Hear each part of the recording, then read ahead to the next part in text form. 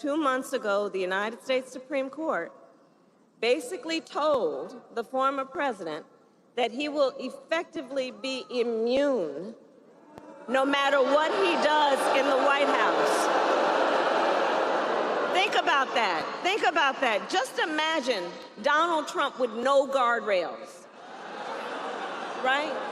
He who has vowed that if reelected, he'll be a dictator on day one, that he will weaponize the Department of Justice against his political enemies, and has called for the, quote, termination of the Constitution of the United States of America. Think about that. And let us be very clear. Somebody who suggests we should terminate the Constitution of the United States should never again stand behind the seal of the President of the United States. Never again. Never again.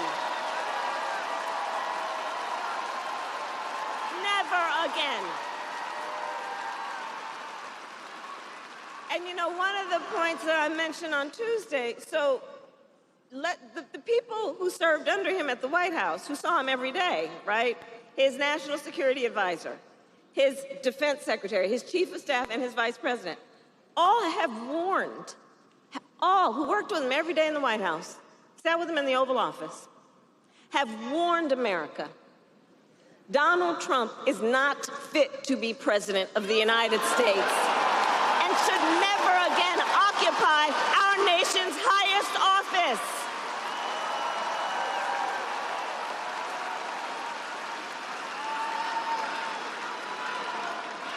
So and we're not going back.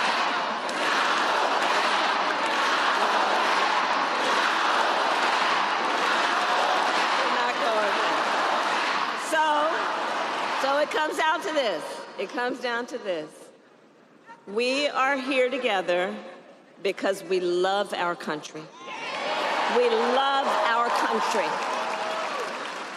And we understand the awesome responsibility that comes with the greatest privilege on earth, the privilege and pride of being an American.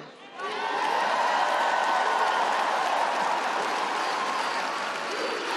right. That's right. That's right. That's right. Right. And so, I believe it is the highest form, then, of patriotism to fight for the ideals of our country and to fight to realize the promise of America. So, North Carolina, we have 54 days until Election Day. 54 days. And just 35 days until early voting begins. And it's not only the presidency that's on the ballot. There are many important races, including Josh Stein running for governor.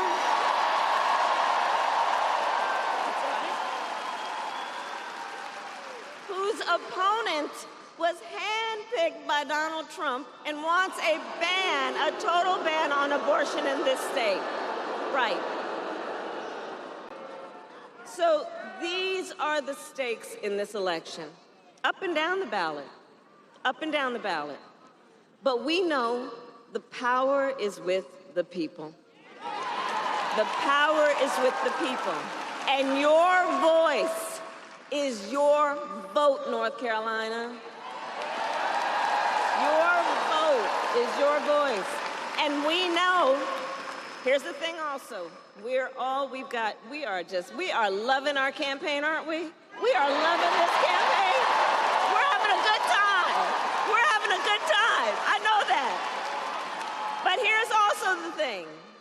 Ours will be a very tight race until the end, okay? It's going to be a tight race until the end, and we are the underdog. Understand that. We are the underdog.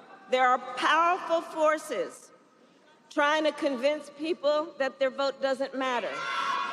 there are powerful forces here, too. But I say all that to say we've got some hard work ahead of us. But here's the thing I love about everybody here. We love hard work. Hard work is good work. Hard work is good work. Hard work is good work. And with your help, we will win in November. We will win. We will. We will win. So North Carolina, today I then ask you, are you ready to make your voices heard? Do we believe in freedom? Do we believe in opportunity? Do we believe in the promise of America? And are we ready to fight for it? And when we fight, we win. God bless you, and God bless the United States of America.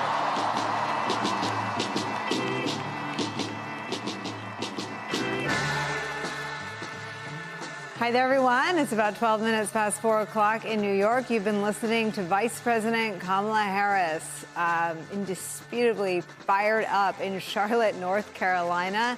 That big rally there, kicking off a blitz across the battleground states with her running mate, Governor Tim Walz in Michigan today. Watching along with us, April Ryan, author of Black Women Will Save the World, and both Washington bureau chief and White House correspondent for the GRIO. Also joining us, MSNBC columnist and contributor Charlie Sykes. With me at the table for the hour, former top State Department official during the Obama administration, Rick Stengel, is here.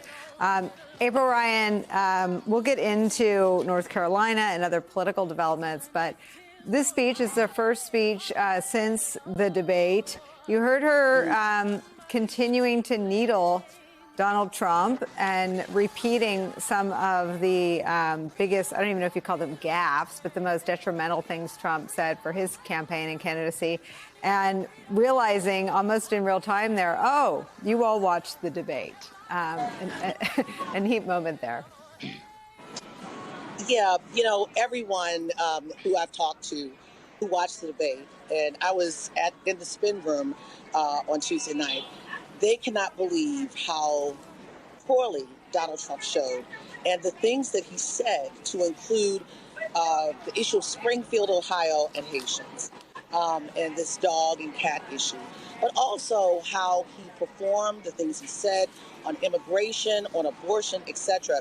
And particularly in this moment, on this day, when Donald Trump is talking about he is now a champion on IVF, when he was along with other Republicans talking about, the egg, what happens to the egg. They were thinking about criminalizing the issue if people killed the egg, or got rid of the egg if they didn't want the egg anymore. So Donald Trump is flip-flopping because he lost that debate, and Kamala Harris is in her element. She is more herself in these moments, particularly after what is considered a win for her Tuesday night. She gave it to him. She rattled his cage from the beginning until the very end. And tonight in North Carolina, this afternoon, she feels it, and in her Converse, she's walking in that victory. There she is in her Converse.